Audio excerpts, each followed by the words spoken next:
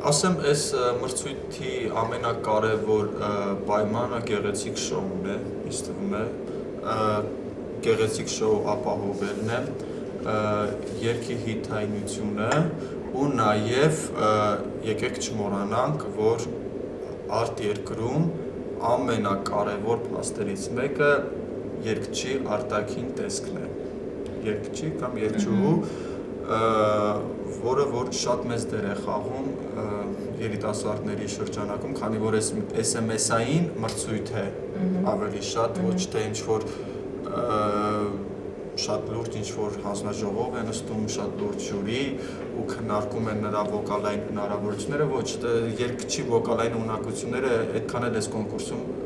չի գնահատվում, այլ գնահատվում է երգը, գեղեցկությունը և իհարկե շոուն։ Ինձ թվում է իմ պարագայում մենք կփորձենք այդ ամեն ինչն անել, քանի որ աշխատում ենք այդ ուղղությամբ, իսկ փառք Աստծո արտերկրից ես շատ ու շատ առաջարկներ եմ ստանում արդեն այս վերջին շրջանում, հենց կապված ոչ թե իմ երգելու հնարավորությունների հետ, այլ կապված արտաքին տեսքի հետ, նույն Հունաստանից այս տարի ցանկություն էին հայտնել Սարբել երգիչը, եթե գիտեք, որ 2007 թվականին, եթե չեմ սխալվում, 4-րդ կամ 3-րդ տեղն էր զբաղեցրել Իասու Մարիա երգով, նրա պրոդյուսերները երկար ժամանակ բանակցություններ էին վարում և ուզում էին, որ այս տարի ներկայացնեին նրա հետ Հունաստանը Եվրատեսիլում։ Իհարկե, երկար բանակցություններից հետո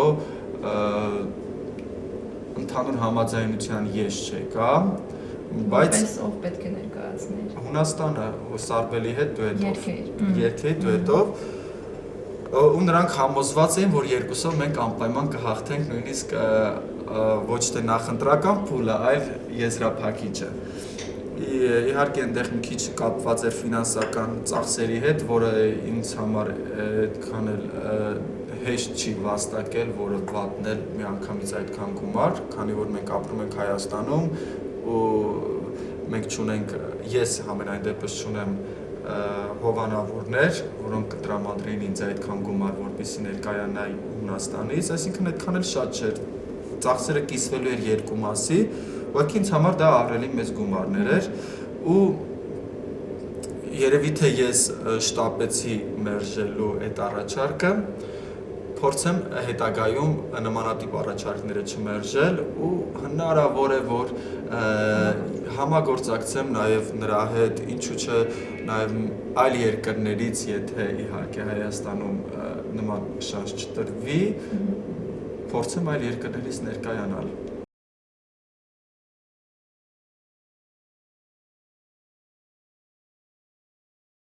Եթե իրենք հրավիրեն անձամբ կմասնակցեմ։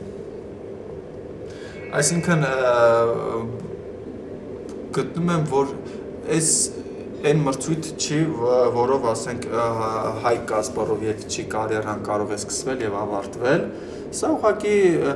լավ շանս է Եվրոպային ներկայանալու համար և վերջ։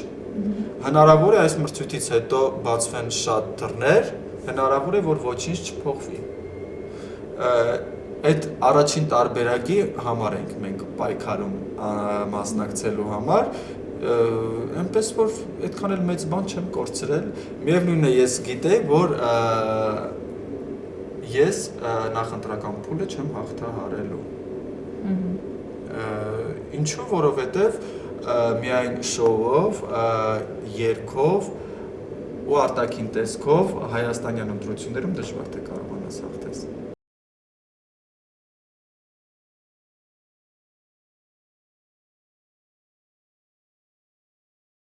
Քանի ժամից կգնեմ արդեն տոմսերը, երևի թե արդեն ամսի 12-ից Հայաստանում չեմ լինի, երևի թե մոտ 1 ամսից ավել, ունենալ եմ մի քանի համերգներ, ու նաև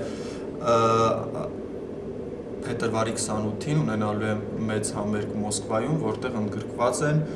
միայն ռուսական էստրադայի շատ հայտնի և ճանաչված երգիչները, իսկ Հայաստանից լինելու եմ միայն ես,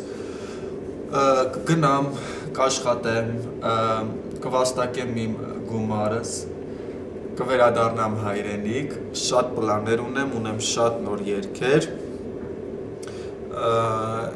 էլ եմ ասում Եվրատեսիլով չի սկսվում եւ չի ավարտվում իմ կարիերան ու այնպես որ շատ ու շատ անակնկալներ է սպասվում, որը իհարկե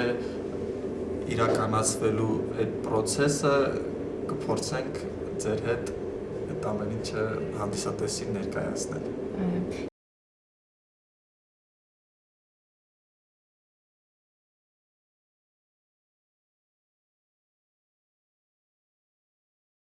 Ասեմ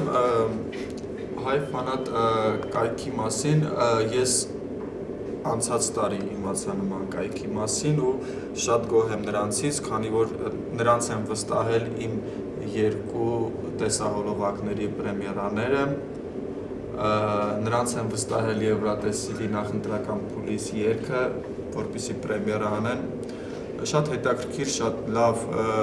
երգիչներին ճիշտ ներկայանալու համար կայք է, անպայման խոստանում եմ, որ ամենալավ, ամենաթարմ նորությունները հայ ֆանատի միջոցով կներկայացնեմ հանդիսատեսին, հայ ֆանատի բոլոր ֆաներին, այսպես ասած։ Ու հուսով եմ, որ այդ այցելուների մեջ շատ ու շատ մարդիկ նաև